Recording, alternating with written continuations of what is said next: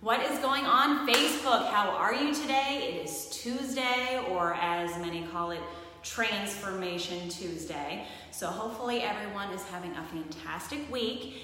And like always, like recently, I am in my new garage gym, which I am completely in love with. So if anyone is interested in training one-on-one or group training, please message me for full details. Eric Norris in the house, thank you for hopping on. Everyone watching on replay, you know I like to see that hashtag replay or hashtag after party, okay?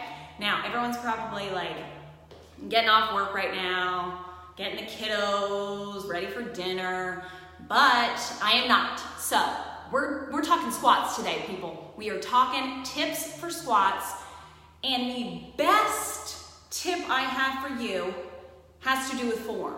Anyone that knows me knows that I harp on form. I don't care what we're doing. It is pointless to do the movement if you are not perfecting the form. So I will not say a certain form of exercise, but unfortunately they do not harp on form. Therefore, there are plenty of injuries, setbacks, weight gain after they are out for months, okay? So I'm just gonna let that be. But as for the Healthy Life Balance Gym, we perfect form. So what we're gonna do is we are going to start with either a bench or a plyo box, something that we can do our squats using, okay? So right here, I have a plyo box. Now, if I have a beginner, I'm not going to have them use a very low box. I would typically have them use, sorry, I'm getting cut off. I would typically have them use just a regular bench because it is a good height. It's not too low, not too high, because if it's too high, you're not gonna get any range of motion, so it's pointless, right?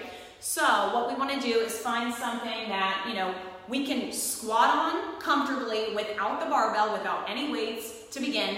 So I'm gonna have my client basically just sit down and then stand up. If they feel like they can do that, then we're gonna move to the barbell, okay? So now what I tell everyone to do, because I have tons of clients that have knee injuries and back injuries, and once they get their body under the barbell, then they feel like, they're going back and forth, and that has to do with core engagement too, so we're not gonna get into all that. But what I tell them to do is first, and I'm just gonna walk you through it, you wanna make sure also that when you're using a barbell, you look to where the stripes are, or not the stripes, but the lines are, okay? Because if you do not get your hand placement correct from the very beginning, you're gonna be off-centered, the weight is not dispersed evenly, and you're gonna feel like you're lopsided, which is gonna throw everything off kilter. So I tell everyone to look at the center of the bar. You see where the smooth section meets the nice and rigid area. So I tell them to put their pointer fingers there. And actually that would be for a different movement, but go a little wider. So you're gonna have your hands a lot wider than shoulder width. So once we get the barbell on our back, we are going to walk back, and I tell everyone to sit down. That is my best tip to you. Sit down before you do anything. This is more for a beginner, because obviously if you have, 500 pounds on the barbell and you're more advanced, you're not going to sit down and just stop the movement. But I tell everyone, sit down. You want to almost put your heels to the corner of the plyo box, or if you're using a bench, you want to put your heels to the corner, get a nice wide stance, especially if you're a beginner. You want to make sure that you're supporting those knees and you're not putting too much pressure on the knees by going too close together. So a slight tilt out with the toes is good for protecting the knees. And what we're going to do, we're going to focus, keep our head straight on. I typically look up a little bit. And the first thing you're going to do, engaging the core, we're going to drive through our heels and squeeze our glutes at the top. So you want to almost tilt your pelvis up when you stand up from the squat. Sit back down, back up. Now, when I say sit down, by no means am I talking about relaxing your body and then using momentum to get up. You'll see people that are rocking, and you can tell when they sit down, they're relaxing. That's not what we're doing.